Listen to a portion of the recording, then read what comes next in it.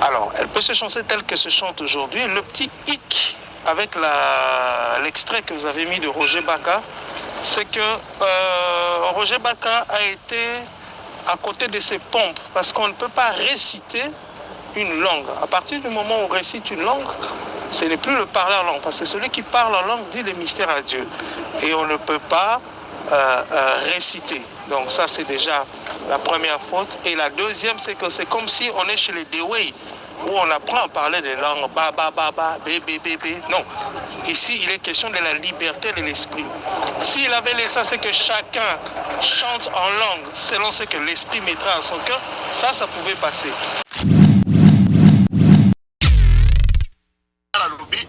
Même papa l'ambition Roger Baka,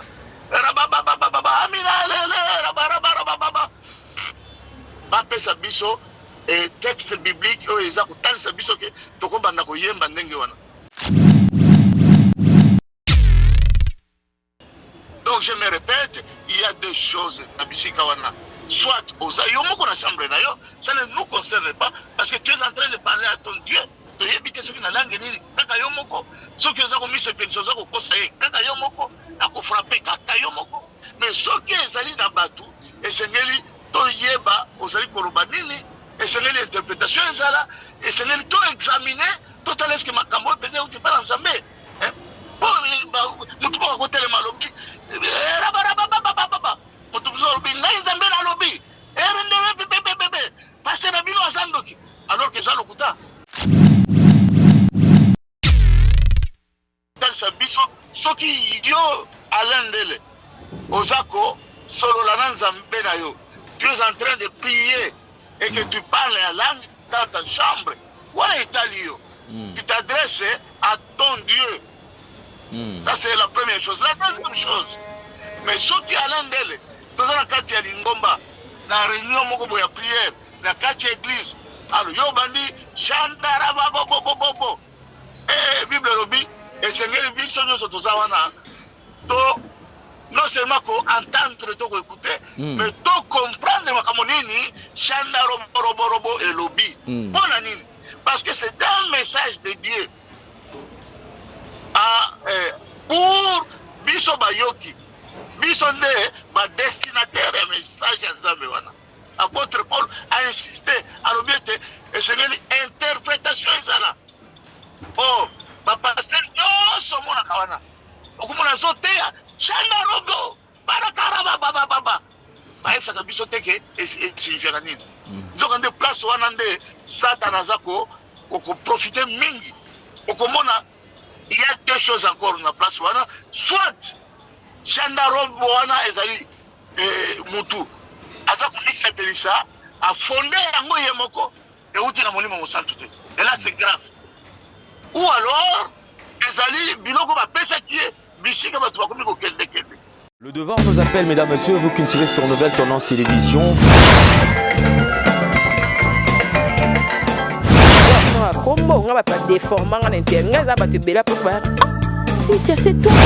Avantage de la spiritualité, que la spiritualité est donc qu'ils allaient pouvoir absolu.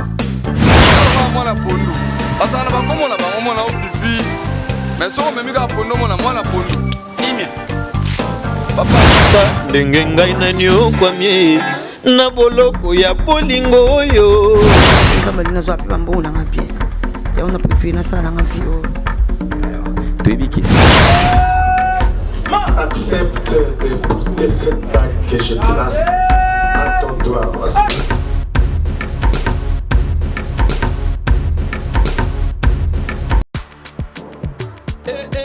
Maman na ngai bongola matoi o kalisolo mwana londe mama Gisnovit ameme biso la solution pour l'opposition nzoto na biso yo muto bete batampo esala 15 à 20 ans esilaka te mwana Londres alobi solution ezwami somba kaka Gisnovit bakola na nzoto na yo na ismen ya bamba nzoto kokoma lekeleke poete mwete gu balapa solution ezwami pour na proposition ya nzoto na biso kobanga te yo mutu osala 15 à 20 ans tampo esilaka te pusa na nzoto makodia mapalata bokono nyonso oyo etali poso ya nzoto na yo 19 eye na solution mwana Londres aye na solution kobukana te livraison nango eza partout dans le monde kobukana te ndeko na ngai solution ezwami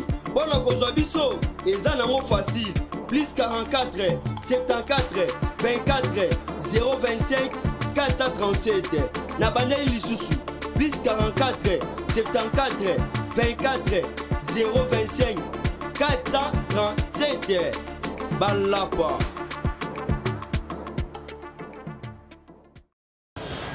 Voilà, merci mesdames et messieurs, vous qui nous suivez sur Nouvelle Tendance Télévision, bienvenue à ce tout nouveau numéro de Vérité et Réalité, certainement dans vos maisons, dans des métros, dans vos bureaux, partout où vous avez l'habitude de nous suivre, nous sommes infiniment reconnaissants. Voilà pourquoi est-ce que nous vous transmettons le salutation de la part de toute la grande équipe qui nous accompagne aujourd'hui.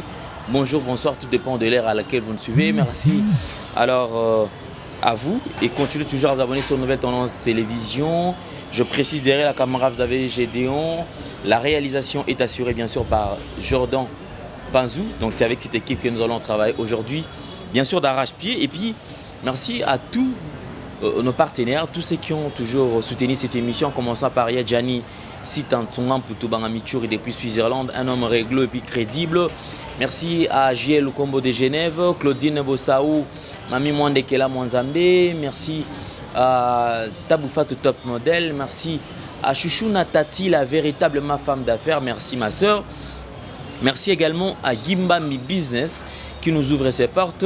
Merci Nabande Kognon, surtout Oyo Bazarana Biso, Maman Lolo, Loris la Congolaise, Boza Pena et Bélé Oyo. Boutalara émission Oyo. Merci également à papa, maman, surtout Bande Kognon, surtout au Bazali qui participer pour Natina Nako l'andela traitement et à Nicolas Biso, moi Nabiso, Wazaki victime au soi-disant pasteur à Tambola Kinae ou à Bébissa qui vraiment. Merci à tout Bozo réagir. Continuez toujours à réagir. Je crois juste après traitement, tu relaxes bien nos images et puis il me met la vie au moins n'engue à cause déjà en forme grâce à Dieu. Na onza mazo toucher mitema pour natina nako sungaye. Merci beaucoup Nabino Nyosoto. Alors aujourd'hui nous reprenons le dossier que nous avons abordé déjà il y a quelques jours. C'est le dossier Amina. Amina, une très belle chanson, je précise. Une chanson qui secoue pas mal de gens. Une chanson qui aujourd'hui qui séduit un bon nombre de gens. Une chanson aujourd'hui chantée dans pratiquement plusieurs églises. Une chanson qui fait rage d'ailleurs, s'il faut le dire ainsi. C'est vraiment une chanson qui fait rage. Alors, dans tout ça, ce qui nous a plus intéressé, c'est cette façon. Il y a Nekolisusu Kobeta Cité, qu'on dévoilé sur cette chanson qui a des langues. Il y a Évangile Roger Bara qui a dit il y a plus de 5 langues kabbalistiques. Nekonabiso Ézéchiel, prophète, qui dit il y a 6 langues kabbalistiques. Alors nous, on s'est posé beaucoup de questions. Si toutes ces langues kabbalistiques servent à quoi? En fait, ils vont servir biso na nini nakati ya banzembo onyo surtout tozomona awa tozoyebate eza pour na et apporter nini to éviter banzembo wana tango bato bazozwaka banzembo wana je ne sais pas et importance ya bato oyo bazozwa bazoconsommer nzembo wana, c'est-à-dire conséquence to ekoki ozala na impact nini sur vie ya bandeko nyonso surtout oyo bazoconsommer banzembo oyo. Mais avant tout, après cela, il y a également une chanson qui a plus intéressé Zangati. Je répète, na moni bandeko belé wa komi ko benga benga tout ça. Moi, je ne suis pas ni pour ni contre. Moi, je suis au milieu du village et je fais mon travail. Alors, plusieurs sujets auto-abordara awa ezalaka sujet proposé par bandeko.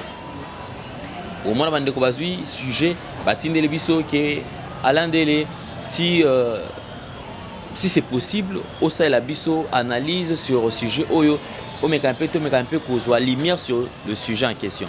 Donc awa nous ne sommes pas contre évangéliste Roger Baka. C'est mon papa, c'est quelqu'un à qui je dois beaucoup de respect. Alors toujours aborder kaka sujet.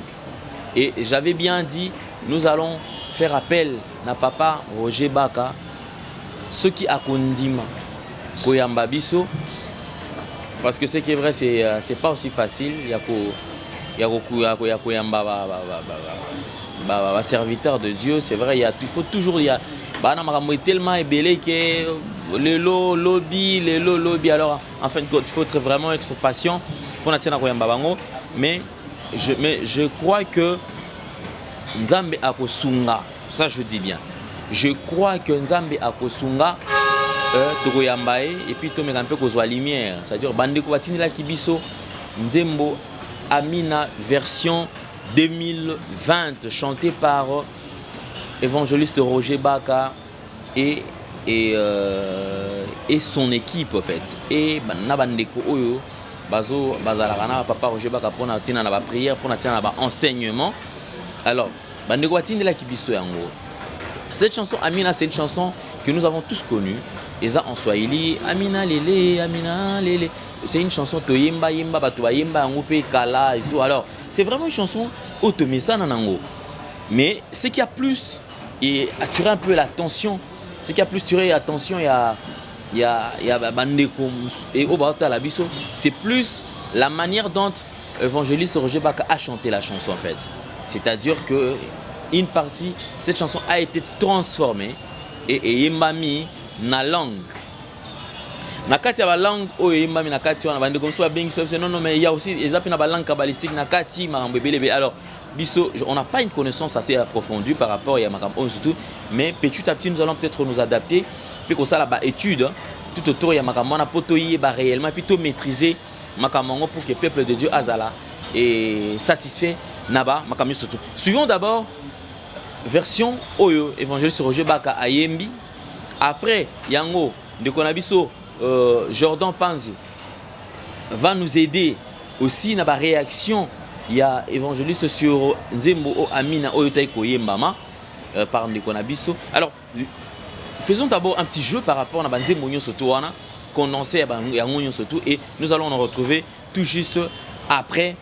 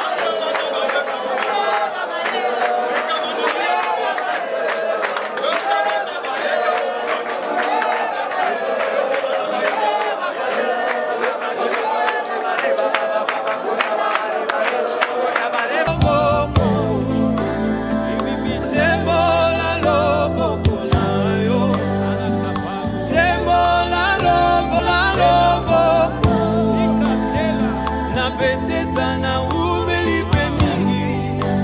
Tu es le oui et l'amen. Na koma moto abosoti. Nani nani.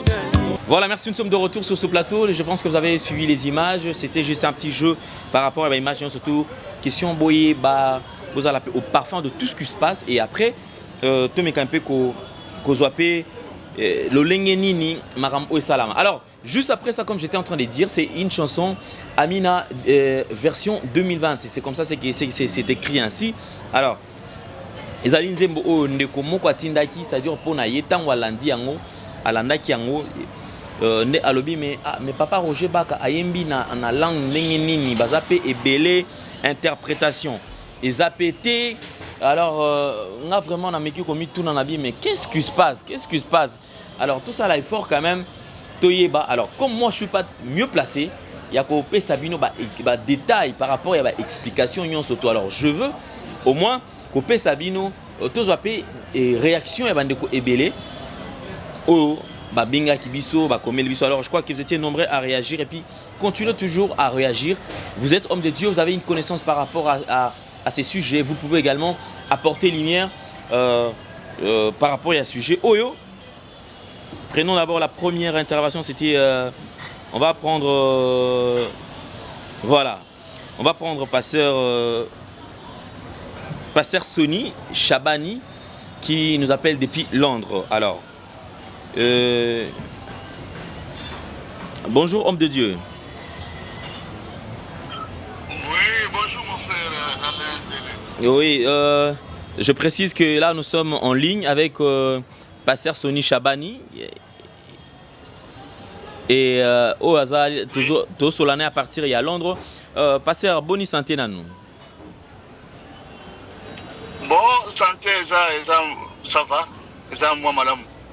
Ok, merci. Je crois que pasteur, vous avez suivi émission Total Sala dernièrement. Alors vous avez réagi. Alors on s'est dit, Bandegwazan a besoin quand même de opinion en ce qui concerne Makambia Amina. Olanda Kiango, est-ce que réaction na ezali nini par rapport à Banze Mounio Somi Baleneng Hollande Liango?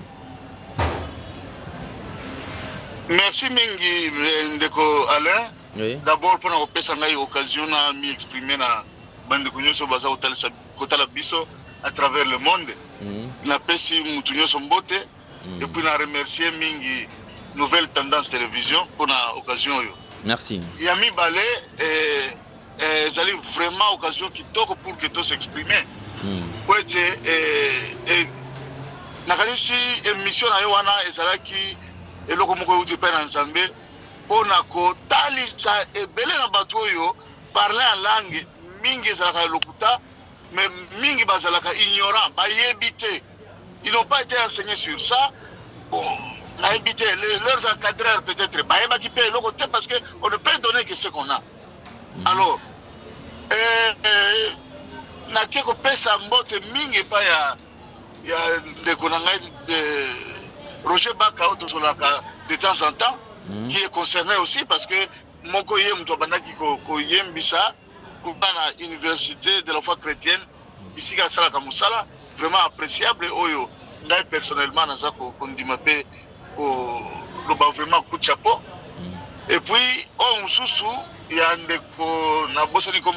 Ndeko Joël. Oyo, voilà Ndeko Joël. Donc il s'agit, il y a Amina Mibalewana. Il y a quelques jours, na sina yo kanzembo wana, mais na kibaka pesa yangote. Alors il y a quelques jours, Nazaki na mutuka na ngai, cette fois-là, tant on a tiré musique, le col a jeté seul dans la voiture, na yo ki nzembo ça qui toko tout ça, mais à un certain moment on a bani ko va parler en langue moko boye au point que est dominé na nzembo mobimba. Oh yelo ko nini oyo. Je n'étais pas en mesure de continuer, mais j'étais obligé de kata malamoko. Alors tant on a lancé mission na yo lobby, j'ai réagi directement. Na commission Nzambe pambola mingi vraiment na relais oyo sali. Alors je vais y aller très très vite. Vous savez dans la musique, il y a 3 points oyo musicien nyoso akoye bisayo ke nazali ko buka lokutate. Première chose, ezali d'abord texte. Texte wana loyembo oyo ezali don ya batu mutu nyoso ne akoma kabanzembo te. Et il faut qu'on félicite les textes d'abord. Or, pour la biche chrétien, texte, voilà, et c'est inspiré na maloma na Nzambe, na verset biblique.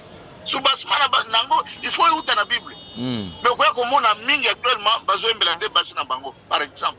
Ou bien comme on a ayembi, mais Yesu Christu azate na kati ya loyembo wana. Alors là, ça devient grave. Yami balé deuxième point, zalaka mélodie. Batou mingi bazala capturé par mélodie. Vous savez, tant que tout qui bala Mickey, et ça qui na Johnny Cliff, na Bob Marley. Comment on a biso kuna na mboka na Kinshasa, to yebi kutu anglais ata mukete, ba beta kaba instrument musique, batu mingi balingaka, soki ayoki selon un message de Dieu d'abord. Il faut qu'on subdivise en deux. Bible eza kotalisa biso soki yo alendele ozako solo la Nzambe na yo. Tu es en train de prier et que tu parles la langue dans ta chambre. Voilà Italio. Tu t'adresses à ton Dieu. Ça c'est la première chose. La deuxième chose, mais ceux qui allaient d'elle, dans la carte de Lingomba, dans la réunion de la prière, dans la carte de l'église, alors yo bandi chandara bobo. Bible lobi et Seigneur biso nyoso tozawana to non seulement qu'on entendre to écouter mais to comprendre makambo nini chanda robo et lobi bona nini parce que c'est un message de Dieu pour biso bayoki biso nde ba destinataire ya message ya Nzambe wana. Apôtre Paul a insisté alobi ete Seigneur interprétation ezala. Oh, pasteur nyonso mona kawana okumona zoteya chanda robo barakara baba baefsaka biso teke esignifiaka nini donc nde place wana nde Satan azako okoprofite mingi okomona. Il y a deux choses encore na place wana, soit chanda robo wana ezali mutu aza komisetelisa afonde yango ye moko euti na molimo mosantu te, et là c'est grave. Ou alors, ezali biloko ba pesa qui est bisika ba tubakomi ko kende. Alors, par là tokolobani, on ne peut pas jouer avec Dieu. Tokoti ya buzo ba salité na makambo ya Nzambe te. Okoki ko fonde ba biloko na kombo ya Yesu Masiya te. Na yokaka ndeko na ngai moko mosusu alobi soki moto alobi baba eza yango problème te parce que ezali apesaka exemple alobi eza lokola so okoloba so ya kantini so ya nini ya caché so ya kosote alors baba ekoloba eloko mona alobi te. C'est le message de Dieu envers batou et bazako yoka. Il faut ça l'interpréter. Alors écoute. D'ailleurs apôtre Paul alobi soki interprétation ezalité kanga munoko. Nani wasi kanga munoko na ba église nyonso wana église munene pasteur munene mais tango alobi raba apesa biso interprétation te soit azako fonde mo yemoko pour que tokurisa ye to mona ke ya solo sa munene soit za ba formule magique puisque watu bazokende ko kota ozomona. Alors la kama ka komona batu biso balobio biso nyonso siko to parler la langue. Parler la langue ne peut jamais sortir de toi. Et c'est un message au Nzambe akopesa et pas ina biso soki aleki pas ina yo bikambote mais mukana Nzambe na 1 Thessaloniciens chapitre 5 verset 21 lobi et Seigneur to examiner toutes les choses. Examiner qui est intellectuel signifie analyser. Analyser signifie contrôler. Tomituna awa Nzambe ngaka lobanini na pesa toujours exemple. Soki mutolobi chandario bora baba mososa lobi Nzambe lobi na linga kabino mingi na ko beza lokuta parce que toyebi déjà que Nzambe ngaka biso mingi donc yeza yango te. Et Seigneur c'est un message Bible za ko talisa biso na ba makambo ya Nzambe alobi Dieu m'a dit tout ça prophétie ainsi de suite. Tango na kala ela banako zala mingi okomona lokola maladie moko uti na Chine wana bazomela yango nini soki nini virus wana coronavirus par exemple coronavirus omoni soki biloko ndenge na ngeya bonako et préserver bana nzambe pour que bana nzambe bayeba comment komi protéger pour makambo wana okomona ta mususu nzambe apesi prophétie. Et le message de Dieu peut venir par exemple na parler la langue. Ta mususu boza ko tambola mabeka tina lingomba et kobo ici de continent lingomba nzambe ko frapper abandi ko ebisabino. Et ça peut être par un parler la langue au point que apôtre Paul obi moko sima ya moninga aza ko parler la langue dengwana mais mosusu aza ko interpréter pour que biso bayoki toyeba nzambe alobi nini. Donc je me répète, il y a deux choses na bisika wana. Soit oza yo moko na chambre na yo, ça ne nous concerne pas parce que tu es en train de parler à ton Dieu. Toyebite soki na langue nini kaka yo moko. Soki oza ko mise pension oza ko kosa ye kaka yo moko ako frapper kaka yo moko. Mais soki ezali na batu esengeli toyeba ozali koloba nini esengeli interprétation ezala esengeli to examiner total est-ce que makambo pese uti para nzambe mutu ba ko telema lobi mutu zo lobi ngai nzambe na lobi bebe pasteur na bino azandoki alors que ça lokuta il faut que to examiner kindoki yango pasteur e uti wat et tout ça va examiner moko très profond toyeba est-ce que ça y est solo ndeko ya consulter parce que mingi ba kosa obe makambo na nzambe sengeli molimo na nzambe nde atamusa biso Saint-Esprit. Mais actuellement ça ne se fait plus papa à l'endel. Raison pour laquelle dans la lobby même papa na biso Roger Baka amina ba pesa biso et texte biblique o eza ko talisa biso ke tokobanda ko yemba ndenge wana. Parce que c'est notre message de Dieu. Na habité sur les lignes et pas ndeko mususu wana. En tout cas, même molimo na ngai tango na yoka kitaka avant d'analyser et si ma kité nazaki obligé na kata yango parce que mélodie ezalaki kitoko, instrumentation ezalaki kitoko. Bon peut-être le texte biblique ezalaki na moi pasi pour to yoki penza comme na Yesu penza Yesu Christ Nazareth na katite. Alors tango baninga oyo bayebi déjà koleka ngai balobi non eloko boye signifie boye eloko bo to komona ke ezala ngo makamona bo satana. Voilà ce que je peux dire. Merci beaucoup. Je précise là que c'est le pasteur Sonny Chabani qui nous appelle depuis Londres. En tout cas, pasteur, merci beaucoup pour l'intervention. J'espère que tu auras retrouvé très très prochainement. Au cas où vous avez une suggestion, remarque, que tu es là comme ça, pour intervenir, pour hésiter, tu es au bien aviso. Merci beaucoup.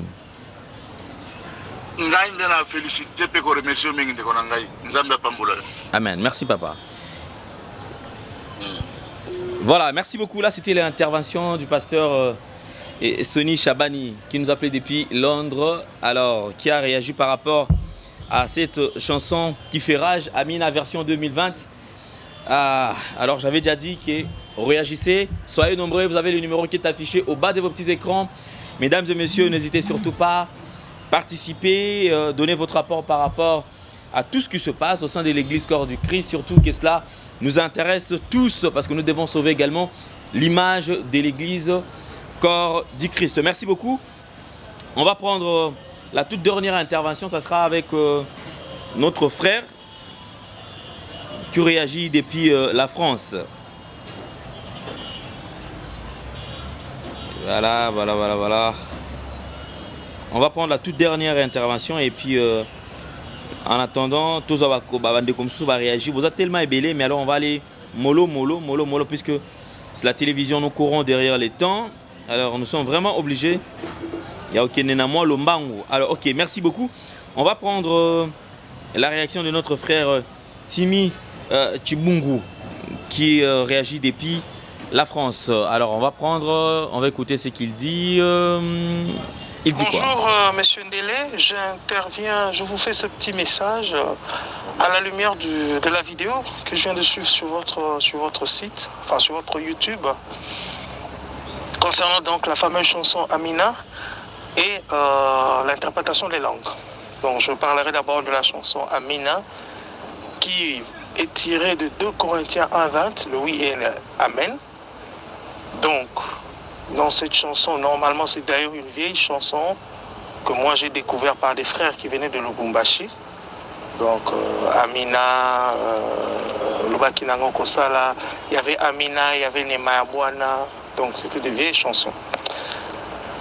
Alors, elle peut se chanter telle que se chante aujourd'hui. Le petit hic avec l'extrait que vous avez mis de Roger Baka, c'est que Roger Baka a été à côté de ses pompes, parce qu'on ne peut pas réciter une langue. À partir du moment où on récite une langue, ce n'est plus le parler en langue, parce que celui qui parle en langue dit les mystères à Dieu. Et on ne peut pas réciter. Donc ça, c'est déjà la première faute. Et la deuxième, c'est que c'est comme si on est chez les Dewey, où on apprend à parler des langues, ba, ba, ba, ba, bé, bé, bé, bé. Non. Ici, il est question de la liberté de l'esprit. S'il avait laissé ça, c'est que chacun chante en langue selon ce que l'esprit mettra à son cœur, ça pouvait passer. Mais à partir du moment où lui ne laisse pas cette liberté-là aux gens et que les gens ont mémorisé des paroles en langue, c'est à côté de la plaque. Donc, moi, je voulais intervenir juste pour corriger. 1 Corinthiens 14 nous dit de dire des mystères à Dieu. Celui qui parle en langue dit des mystères à Dieu. Mais il est nullement écrit qu'on peut mémoriser et parler en langue et les chanter en groupe comme ça. Ça rappelle Dewey. Pour ceux qui ont prié chez Dewey, pourront se souvenir de ce que je suis en train d'invoquer ici. Parce que justement, j'ai une tante qui a prié chez Dewey et c'était pareil. Des langues mémorisées collectivement comme ça, qui n'avaient rien à voir avec l'Esprit de Dieu. Là où l'Esprit de Dieu est la liberté. Donc je suis le frère Timi Chibungu. J'ai écrit un livre sur la saine doctrine, un livre de 332 pages que je n'ai pas encore envoyé à l'édition.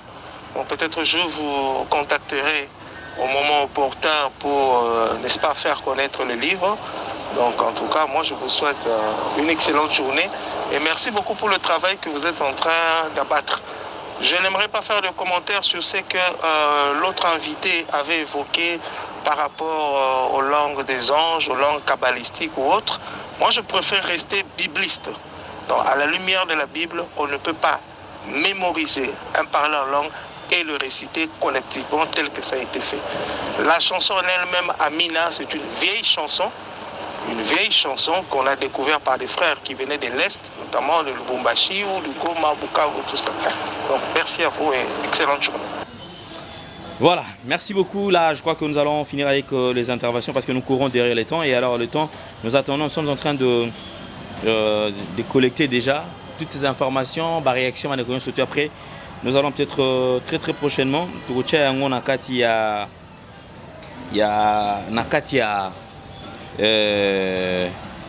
Il y a émission Oekoya. Alors merci beaucoup à vous qui avez réagi. Merci également.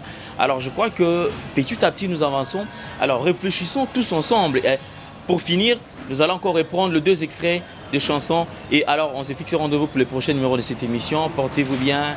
Bye bye. À la prochaine. Au revoir. Merci.